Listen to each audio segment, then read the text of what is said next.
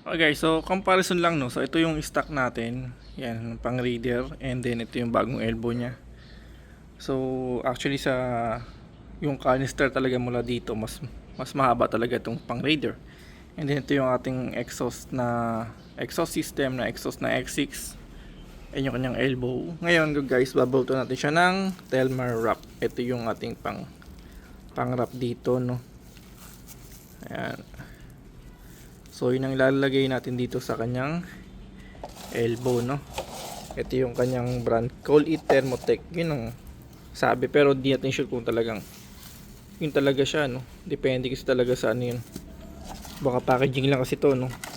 Tapos may kasama siyang stainless. Ayan. Okay, so first ang una natin yung pinaka header. Tapos mula dito. Yun. Okay. Simulan natin.